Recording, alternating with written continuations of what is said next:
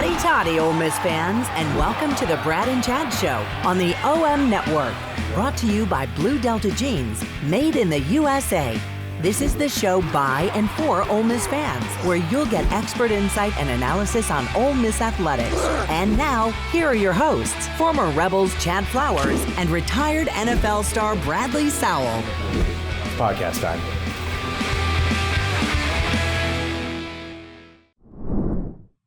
Brad and Chad Show, January 19th, 2023. The portal is closed for now. We have a ton of news to talk about with that. We have a lot of news on the coaching front as Lane Kiffin is added to his staff. We've got basketball, a whole lot going on in the Ole Miss world.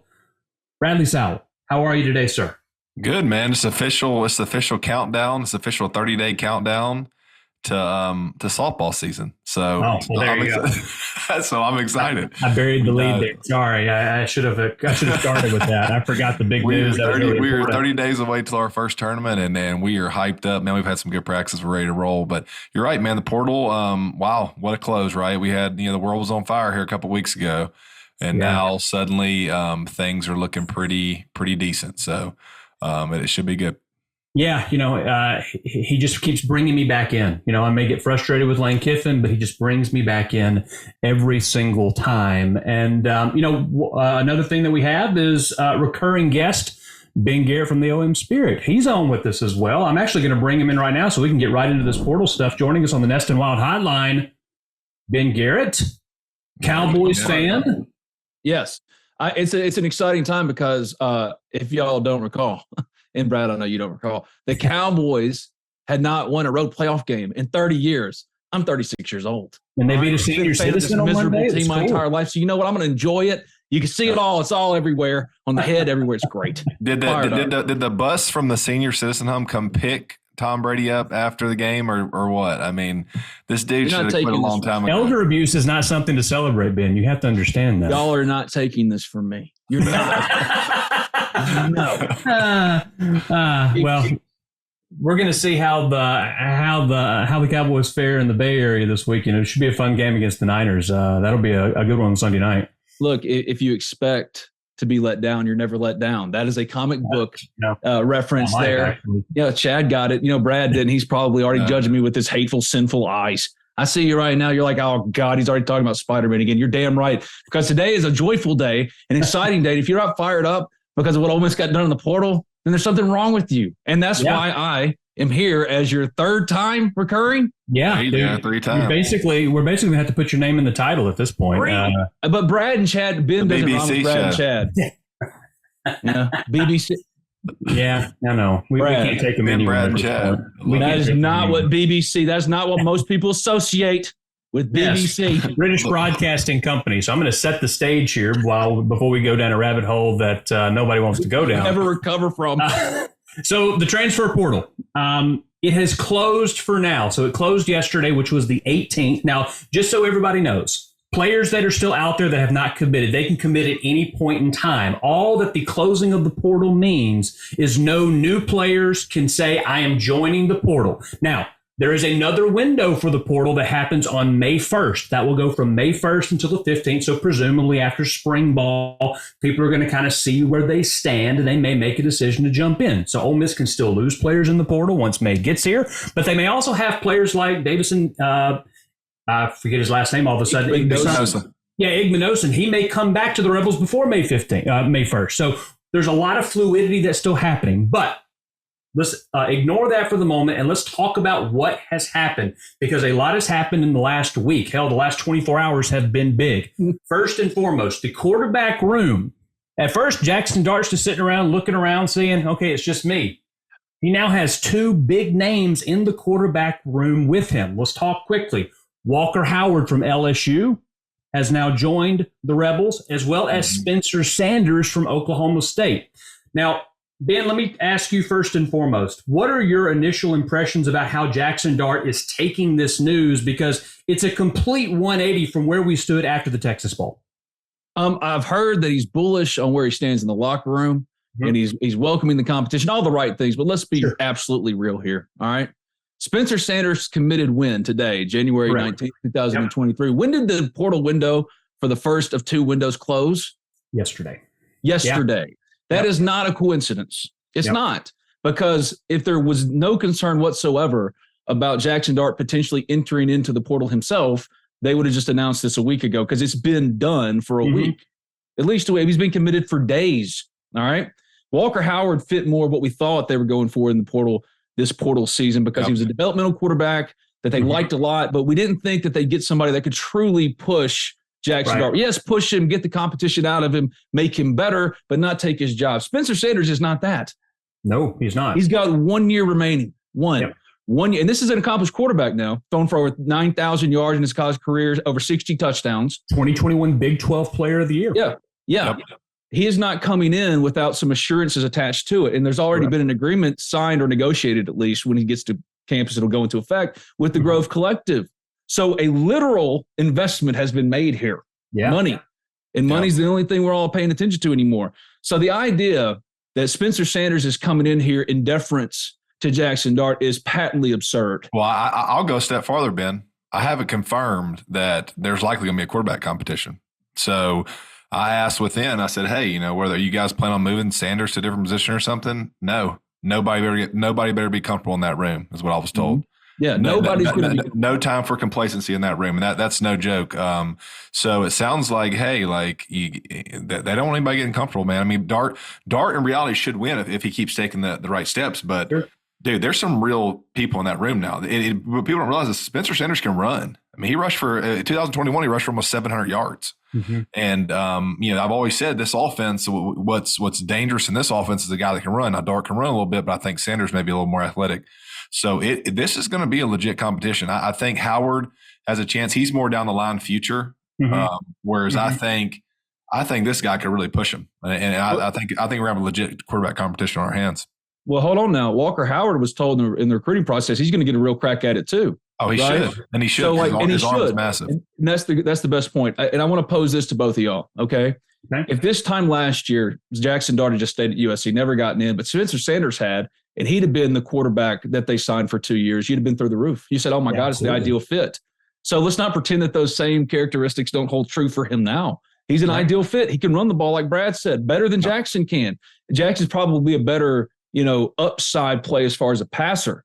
But as a runner, Spencer's already comparable stats, though, to be honest with you, in the passing game. Yeah. So I just, for anyone that thinks that this isn't a full-blown quarterback competition now, you need to stop that, because it is. It absolutely is. This is even more than a competition that we had with Altmaier this past spring. I mean, this is we have no idea. Everybody thought that Jackson Dart's probably getting the nod, but we're just kind of saying that to keep him pushing. No, this is legitimate. He can absolutely not be the starting quarterback come, the first game of the season next year. I can absolutely see that happening. So I wonder if it's realistic. I'm just asking the question because I don't know. Maybe Brad has a better idea with this. Is it realistic to think that all 3 of them are going to be here in the fall? Is that realistic? Because I don't think it is. Well, I think it's going to depend on what happens in the spring. If one of these guys, I think Sanders is going to have to stay there, right? I mean, he can't just jump back down the portal, can he? What I'm talking about is about Dart. It's about Dart. If Dart feels like he's losing the grip on his starting job after the spring, maybe Spencer Sanders starts to take more and more first-team reps for him. Maybe Walker Howard balls out because they love that kid. His arm's ridiculous. Yeah, they wanted him desperately in the 2022 cycle. He was the number 6 overall quarterback according to On3. He was a top 50 recruit. The only reason he ended up at LSU is because he was an LSU legacy, and Brian Kelly replaced Ed Orgeron. So boom, he goes where he was always supposed to go. But they desperately wanted him, thought that they could get him. So this is a player that they've coveted. And if I'd have told either one of y'all, or y'all had told me that, hey, this time, around Christmas, Marcel Reed's going to be gone, but Walker Howard and Spencer Sanders are walking through the door. I'll take that trade every day of the week. Every day of the week. And that's why we have to look at the room and look at maybe just the competition that's coming a lot differently than we thought. We thought that of all the unsettledness in regards to this team, especially after losing 5 of their last 6, Jackson Dart was a constant. He's not a constant anymore. He can't be. Let's take another approach, and let's say that all 3 guys are in Oxford come fall practice in August. What does a realistic, and let's say that Walker Howard is not going to be the guy initially. What kind of, I'll throw this to you, Bradley, first. how do you see them using Spencer Sanders and Jackson Dart together? Because presumably, assuming both players make it to August, both are going to share playing time in some capacity. There's too much talent for them not to, and some of them excel in different things compared to the other. Is there a possibility? Let me throw this out there. Is there a possibility, and I do not think this would happen nowadays. I mean, I don't know. I guess can Dart can't redshirt, can he? No. Well, he can't. Yeah, he could. He could if he wanted to. Could he redshirt? That's what I'm saying. Because he started games as a true freshman for USC. Gotcha. So if he could redshirt and Sanders won the job, he really doesn't lose it. I mean, that's crazy to think nowadays. That's unrealistic. Trust me. Like I know he's out of here if that happens. But that's a crazy scenario to think. But the way it's going to happen is there's. I mean, I'd imagine they're all going to get reps. In the spring they'll do a lot of reps. Sure. Each one of those guys will get a lot of reps. And if I'm Kiffin and I'm playing it smart now, I'm doing whatever I can to keep them both happy. Yeah. You know what I mean? I'm trying to kind of like they did Altmaier there for a while. Hey, it's competition. Put him in there. All this. Well, then he can transfer, so they got him for the whole season. But, they're going to have to give him all reps, and it just is what it is. But and at the end of the day, if Dart were to leave like now, it would look so bad, right? Because if he ever has plans on becoming a next level player, you will never be given the gift of just, it's yours. You got it. Like, hey, it doesn't matter what happens, you're the QB. Other than like Brady and some of these others, like you're going to always have to compete for your job anyway. So this is great for him. This is what an NFL team feels like. That they draft a dude every year or work out some guys, sign some free agents, and there you are. You're stuck in there with a dude that's really good, and you got to figure out a way to make it work.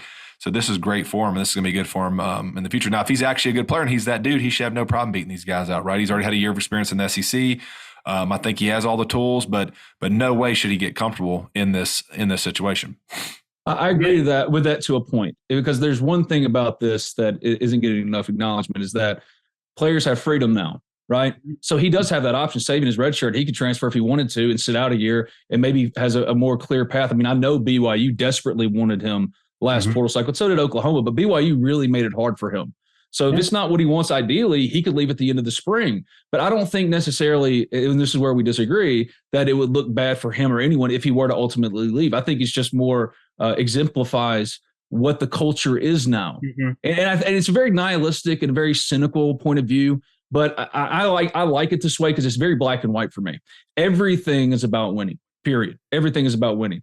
And it doesn't matter if it's players, coaches, they're all commodities now towards the end goal. You're taking your hard-earned money, Ole Miss fan, and giving it to a collective to go get a player. Oh. All right. If you were in risk assessment or you were like Brad does business stuff, I don't know shit about business, but in business, right? If you can improve on your portfolio or whatever, you go pay the money and improve on, like, they're just trying to improve on their portfolio. They're trying to improve in the margins. I mean, and if that means, we didn't get an edge rusher because they need an edge rusher, but maybe you didn't get that. But we improved at quarterback, and that's the most important position.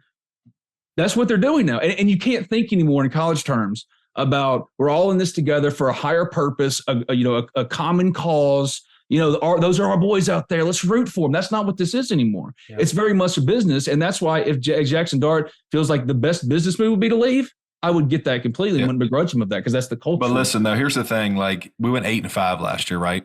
Nobody is afforded the luxury of thinking, hey, that was good enough, right?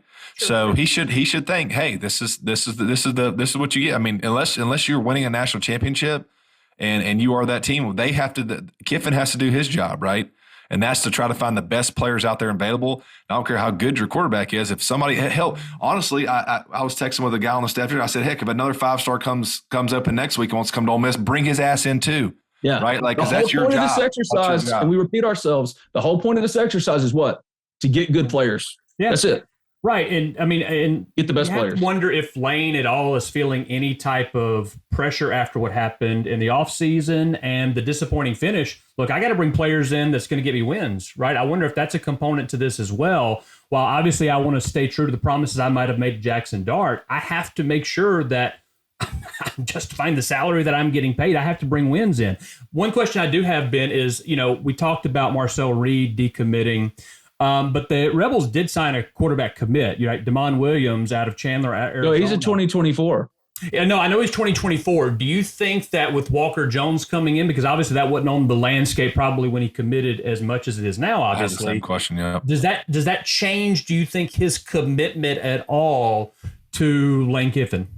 Not right now. I think a lot would have to play out before we reassess that. I mean, I think right now nothing has changed because he expected them. I mean, it's not like Ole Miss said, "Hey, we're going to commit you here and just sign, some emergency options to back up Jackson Dart." That was never the plan. Sure. So for him, nothing about his status or his situation has changed in any meaningful way. What's changed completely for the most important person in this discussion is Jackson Dart. Right. Now all eyes are on Jackson Dart. And Brad does make a really good point that he fashions himself as a next level player. And we all said going into this entire cycle before we knew any of this was a possibility that Ole Miss needed him to take that Matt Corral step in year 2 and become an NFL player. Like, this brings it out of him. He's either going to sink or swim in that way. He's either going to be that guy or he's not going to be that guy. Sure. Last year, Luke Altmaier, God bless him, he's a good player, but he made a quarterback competition out of a competition that wasn't supposed to be one. Because Jackson Dart, he didn't overly impress when he first got here. He was coming in to start. Well, these guys are coming in to start too. Even Walker Howard, he was told during recruiting, I've got this as well sourced as anybody. He was told at worst, you're going to be the number 2 next year.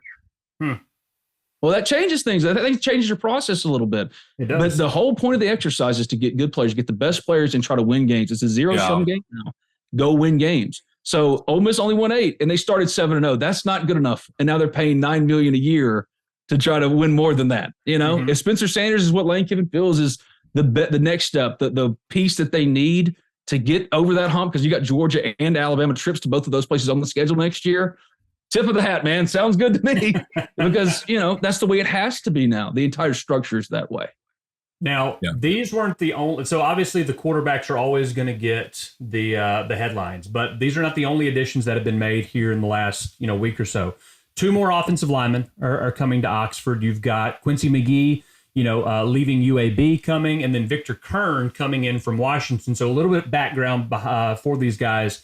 McGee, Hattiesburg native. Second team All-Conference USA this past season, second team. And then Kern, he started his career pretty well. Freshman and sophomore year, I think he was all Pac-12 honorable mention during his sophomore season, but only started 3 games this past season. Now, Washington had some coaching turnover. Maybe he didn't fit the philosophy. But you've got 2 guys coming in that new O-line coach John Garrison has to mold. So depth is always an important thing on the line. So I'm not going to criticize any type of linemen that are coming in because you have to have numbers there. Bradley, Ben, any thoughts on these 2 guys? Anything you know about them that could be, uplifting or, giving us, something to think about for the future? Yeah, I think that, I haven't looked at them, each of them in depth yet, but I kind of slowly skimmed through them a little bit. One thing that you can't put a price on in football in general is experience. And these guys have both played in games. So whether they're, a great lineman or whatever, they at least got experience in games, and you can probably trust them to get in there and play, right? Whereas if you're picking up a younger guy, a freshman guy, they just need time, right? But these guys have been in games, they've been serviceable. My thought is they're going to be a depth piece. Maybe one of them will compete for one of the interior positions with Broker leaving, but you can never have too many experienced guys that you trust to put in a game, right? And the cool thing about our offense at Ole Miss is it's not the hardest offense for an O-lineman, right? Now, there are times where it's tough on us because we actually have to do some O-line things, but for the most part, all the deception, all the different schemes that we run, it's not a ton of just one-on-one pass blocking and not really a ton of, just straight up running your feet run blocking. So this if you have a good serviceable guy, you can get by. And I think that's what this is. I think it's a good depth piece. I think it's important for versatility of depth too, because they just didn't have that. They tried to make Mason Brooks that. He was signed for, out of Western Kentucky over Auburn and everybody else to be a starter, and that's just not what he was. And they tried to make him into that kind of, hybrid tackle guard, maybe if he needed to be an emergency center. They tried to make him that depth piece, that number 6 offensive lineman that you have to have. It was a clunky fit for him. And they tried that with a lot of different guys, and it just didn't work. So you need bodies. And Victor Kearney and McGee from UAB, both of those guys fit what they need, which is experience and depth and versatility of depth, because both of them can play guard. And I think Kearney can kick out the tackle, right tackle at least if he needs to. But they just didn't have the depth they thought they did along the offensive line last year. And I think they're really excited about a number of guys that they've signed specifically. Golly, what's his name? I forgot his name. But Preston Cushman. They really like him a lot. And there's another one too. But they needed depth pieces. And I just think that that's one thing that somewhat surprised them as far as what they thought was an absolute strength.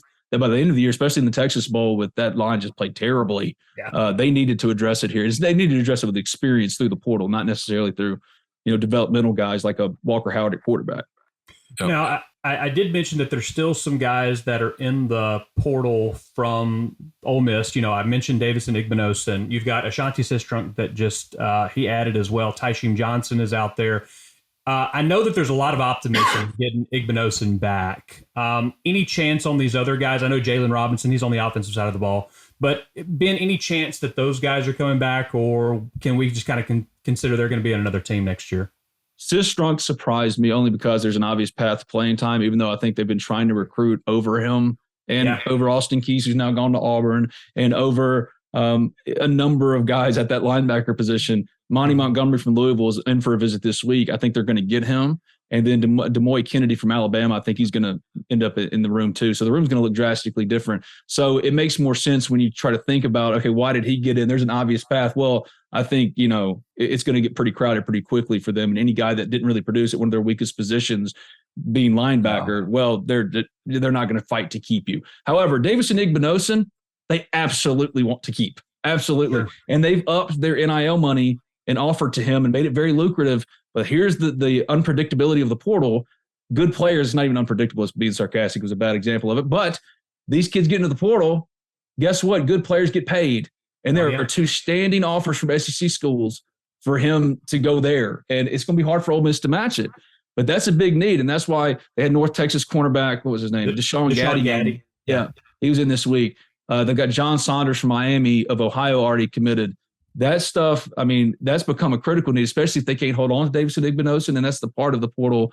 You're all excited because, my God, they got Walker Howard, they got Spencer Sanders and Jackson Dart. Those are 3 big-time transfers competing. Well, holy crap, you got a hole at corner right now. You really do. So maybe your next biggest land would be what? Keeping Davison in the fold. So there's a lot of dynamics at play, but I think Tyshim was attached to the hip with Chris Partridge, and he's not here anymore. I'd be surprised if he came back. They've been working to try to get him back. I'd be surprised. Davison feels like the best shot, but it's 50-50 at best right now. But it's hard to keep good players, man, once they get in. Yeah. That's why I always say, like, Bryce Young. Why didn't Bryce Young get in? Just get in to see, like, if Texas would drop $3.5 million. Why not? Yeah. You use the leverage you got. I know, and it's that people are going to start seeing that. You're going to start seeing that more and more. Like, heck, if you're, heck, I know if I was in college, would you not do the same thing if you're unbelievable? Well, I know you wouldn't because you're Ole Miss through and through. Well, you're still old school. With plus we all love Ole Miss. That's what you still. I probably could have attracted a few Subway gift cards or something, but that's about all they would pay for me. But So if I was Judkins, I would have made somebody pay even more. And be honest. Oh, he did. Yeah. Your running back's getting paid a lot of money now, and he earned it. That's capitalism, baby. Welcome to unfettered capitalism in college football. It was always there, but now it's above sea level. It's great. Yeah, it's crazy, man. The amount of, this portal thing is insane. It is something. It's almost nauseating to the point where it's like, all right, I don't even pay attention to the games come because people are in and out. My favorite, I'm telling you, I've said this on here before. My favorite is the random walk-on kicker who releases a statement. With the whole graphic, everything. So and so, I want everybody to respect my decision. I'm entering the transfer. Who would not portal. be respecting that decision? By the way, who are these people? It's like, who the walk on kicker John guy? Smith? Like, John, who's going to come after you? Like, Sisters of the Poor? Who the hell are you? Like, who's supposed to be respecting you? That's what I love. I love that. Every time I see that, I think of that Conor McGregor little meme or whatever. It's like, who the fuck is this guy? Dude, it's so funny, man. Like, it really is a funny deal. And I'm glad they're getting paid. I'm really am. Because for Ole Miss, it's leveled the playing field. Think about it. They just went 8-5. In old years, we just said 8-5. Man, that's me and Brad would have had a party in Nashville. The Music City Bowl. Let's go kick some ass in Nashville. But expectations have changed, and that's good. Like, Lane Kiffin wanted that to change. He wanted to say, hey, how you view things and how you view Ole Miss competitively and what it should be needs to change, and that has happened, right? So 8-5 wasn't good enough. So what does he do? He doesn't sit on his laurels about this. Even with his quarterback, who we all were like, dang, he got better as Ole Miss got worse, right? He played his best football. He was averaging 288 all-purpose yards a game in those last 6 games when Ole Miss lost 5 of them. He got better. He's the hope.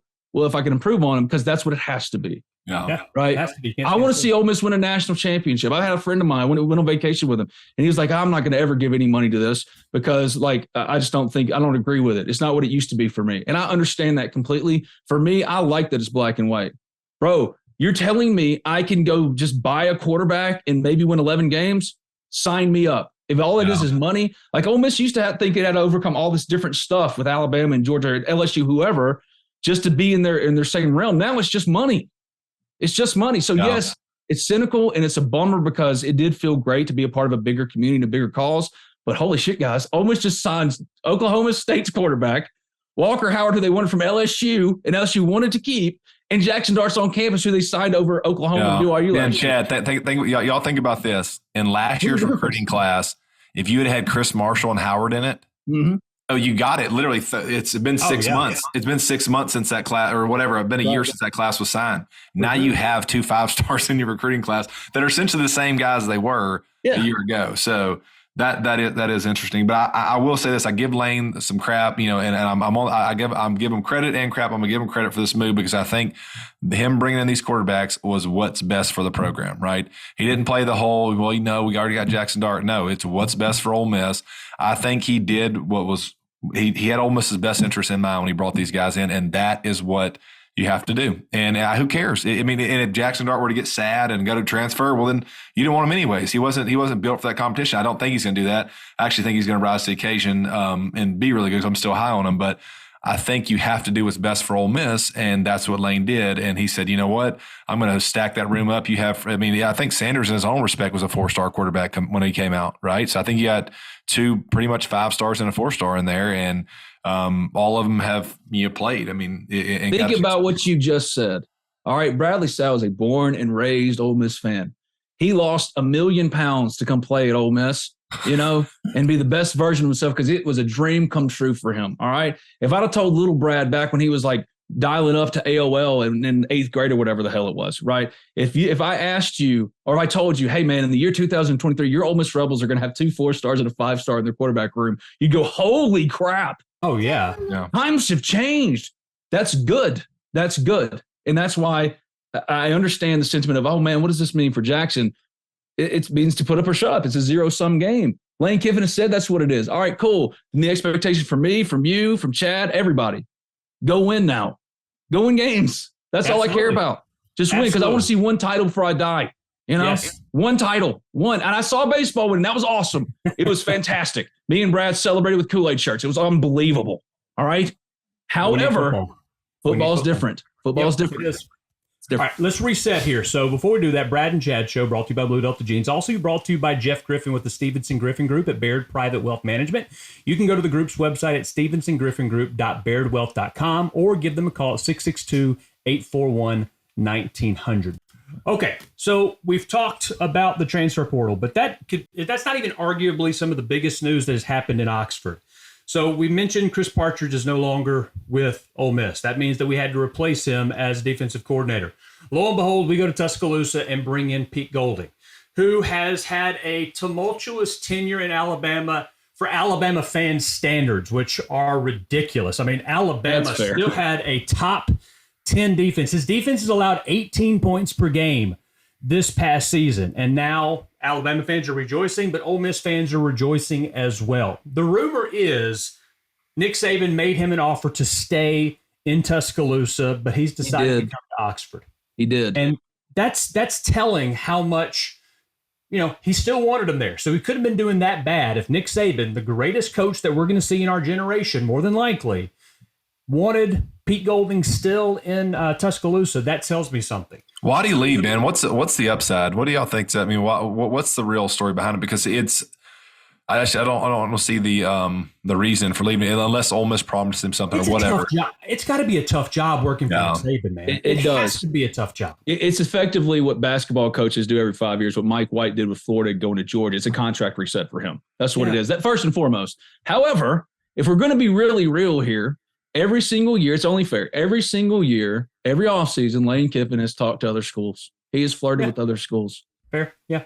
When they thought that the LSU, but the Lane Kiffin to Auburn stuff was really, really was happening. Like administratively, Ole Miss people that make these decisions thought, oh, this is happening. He's going to Auburn. And they started, making overtures to potential hires. Mm-hmm. They found out pretty quickly they weren't going to be able to make the splash like a Luke Fickell that many out here like us thought that they were going to be able to do. Actually, they were probably going to have to go the coordinator route. Mm-hmm. Now, they had 2 planes set up. They were going to go to Waco first to talk to Dave Aranda, and then they were going to go talk to Jeff Levy, the former Ole Miss offensive coordinator. I think he's about to be the next OC at Alabama, for Christ's sake. That's what I've heard as well, yeah. Dave Aranda would have said no. Don't ask me why. He would have said no. Mm-hmm. And they would have hired Jeff Levy. Now, that is not Luke Fickell. That is not, sure. Maybe whoever your pick was, Dion, I don't know, whoever you thought was the splash. That's not the splash you'd expect, right? Or you think with Ole Miss being able to pay $9 million a year, but there's still challenges. So what this does also do, it is first and foremost a contract reset. However, not too far behind, he's potentially your head coach in waiting. Because if he does what he's supposed to do, and Lane Kiffin does what he's always done, if he does his job in Alabama, Ole Miss defensively is much improved, which is kind of hard not to be much improved. They've been a disaster. They have been bad. Then he's the next head coach, in my opinion. Now, that's completely me, the big dumb fat ginger running his mouth, but that is how I see that. I think it makes sense, right? Because Golding's wife is from Cleveland. He went to Delta State. He's got Mississippi ties, which is always the one thing that we try to look for when we think of a new coach coming in. Hey, what connections does he have to Mississippi? Because that's the only way that we can get someone Which is here. So regressive and stupid. Isn't it, though? No, yeah. But you can't help but look that way, and there are some connections there. So maybe that is something that that could happen because it does make sense. The only thing that I would say about this past season where it felt like the heat was turned up more on Pete Golding than ever, Alabama was very undisciplined. They had some of the most penalty yards in the country, and they did not force many turnovers this year on defense. I think they only had 7 interceptions, maybe 7 fumble recoveries, which seems uncharacteristic. But how much does that, how much do you put blame? I don't know this, and Brad would be able to answer this. How much is that players got to take advantage? They got to get some blame too, right? I don't understand. Where's the line of demarcation for judging defensive coordinators, offensive coordinators you pick? What is that line? Here's why I am not excited, or I'm just neutral, right? This is why I'm neutral. I think I text you the same thing, Ben. The reason I'm neutral on this is because the type of player that he has been coaching at Alabama, I don't think it takes a ton of talent to have a really good defense there, just because if you look at what he's coming into, right, Alabama's probably got 2 guys that may not get drafted on that defense. We have 2 guys that may make a practice squad. So, you're talking about a major talent difference. Yes.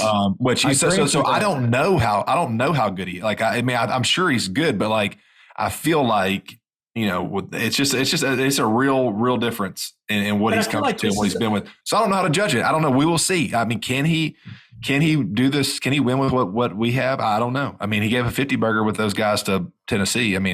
So it's not going to be easy. But my whole thing is he can only coach the players he has. Sure. And by every objective measure, their defense was still good. It just wasn't Alabama good. Yeah. Right? So are we judging it differently? Are we looking at it differently? Because if I give you the exact same blind resume, except it wasn't at Alabama or Georgia, maybe it was at Texas A&M, you'd go, holy crap, home run higher. Yeah. But we judge these coordinators at Alabama. How much of that is based off the massive amounts of first rounders that you have on your defense? It's a valid question. Exactly. Because listen, if he runs a certain scheme here and all of a sudden one of their linebackers that run a 4-3 can cover it up and chase a guy down, whereas that same scheme, we're not going to have that linebacker like that, and it may not look as good. So that's my thing. And listen, I'm sure he's great. It can't be much different. I'm sure he's, we can only go up from here, right, to be honest with you. And as long as he's not going to run a 3 down, I'm happy with it. The question was his success, or if you, is it schematic? I'm not saying it is or isn't. Yeah. Is it schematic or personnel? I'm saying we're about to see. We're about to F around and find out. You know what I mean? Yeah. But that's a risk I'm willing to take, right? Considering somebody having success at a coaching level, I'll take it. Now, granted, yes, I always get a little worried when I see someone leave Alabama and don't take a head coaching position, because that's usually what you see. Like Lane Kiffin went to Florida Atlantic. So it does give me a little bit of pause, at least initially. But when I hear that Alabama made an offer for him to stay, I feel much better about it, because they know this guy can coach, and we want to keep him for the ridiculous high standard that Alabama has. Well, I got one question for you, Chad. Yeah, go ahead. All right. Brian Daboll left Alabama's OC to go become the OC at the Buffalo Bills. Was that viewed as a step up? Yeah, it's NFL. Step up? Yeah. Okay. All right. It's the NFL. It's a step up. All right.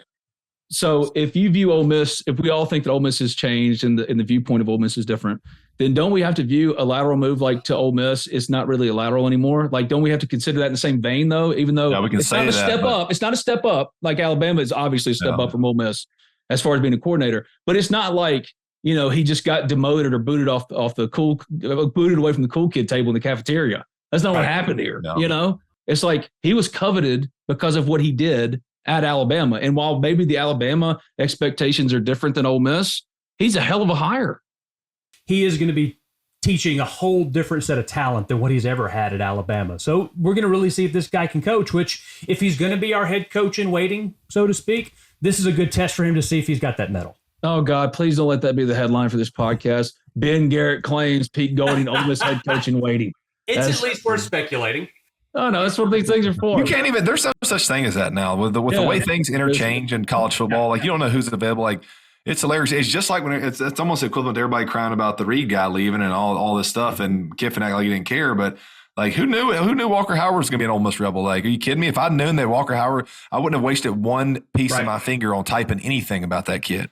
Right. But I didn't know, you know. So you did like Marcel Reed, though. You did like him. No, I think he's fine, but he wasn't worth, you know, breaking the breaking the bank, like, you know. So. We got the producer saying Ben Garrett crowns next coach. There it is. That's where we're going to leave. There he is. That actually may be the headline of the pod. We need clicks, dude. We need clicks, Ben. So you're going to be the one that gets Ben. No, hey, it should be Ben says Dart is benched. Golding next coach. When in doubt, blame the stupid fat ginger. When in doubt, put it on Spirit Ben. It's fine. Ben, before I leave you, I'm going to completely shift gears. I'm going to ask you to look into your crystal ball. Is this Kermit's last season on the basketball team? I'm going to throw it at you. Holy crap. Yeah, man. Come on. What you got? Not even a softball. We can't end this. I'm like, hey, Ben, good luck for your Cowboys this weekend. No. That'll come in just a second when I let you go. Come on. Really? Come on. I love Kermit to death as a person. He's a great guy. But, like, if I said throughout this entire show that this is a wins-oriented business, results-oriented business, the scoreboard is all that matters anymore. It's not about can you go around and glad hand and get Tommy and Frank from Amory to come sit in the stands. That's not what this shit is anymore. No. All right? Like, it's wins. Period. Wins. They just picked up their first SEC win a couple days ago. They're 10-10. They're 1-5 in the league. One of the worst finishes ever last year.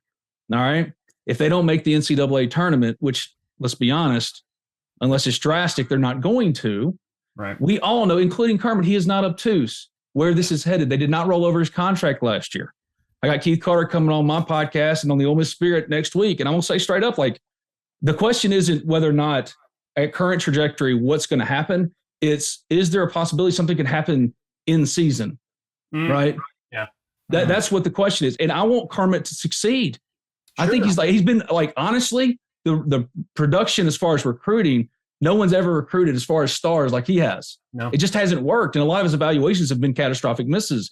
And you can fill a roster right now with former players who are playing well at their next stops after Ole Miss. Really? So there are a lot of legitimate critiques and a lot of legitimate defenses of why it's been this way. But let's not pretend that we don't all know exactly where it's headed. Sure. If they don't turn it around. Yeah. You know, I don't like tiptoeing around it either. It's so silly. It's like we're all adults in this room, you know? Yeah. It is what it is. And I hate it because I like Kermit. But this is a results-oriented business, period. And I honestly think that if the product was better to watch, it would not be as much of a, yes, my God, this is going to be it. But it is a very difficult. It's a very difficult team to watch because at least Andy Kennedy's teams were fun to watch. Yeah, but Andy Kennedy, I mean, that's the best it's going to get if you want to get real. I mean, all those fans are going to hang me for this. Yeah, they're going to think I'm the worst piece of crap ever for saying this. But it's true. There isn't a commitment to basketball. Yes, the pavilion was built. That was like to catch up with the times. You know, as far as like this culture and how you build good rosters these days, it's not about, you know, building a pavilion. It's about how much money can you raise in NIL. And if you go around and took 100 Ole Miss fans and polled them and said, all right, you can give $1,000 to get a 4-star linebacker or the number one basketball player in the country. Oh yeah, it's going to take. What's the percentage? Now it's not going to be 100. No. But do you think it's 90?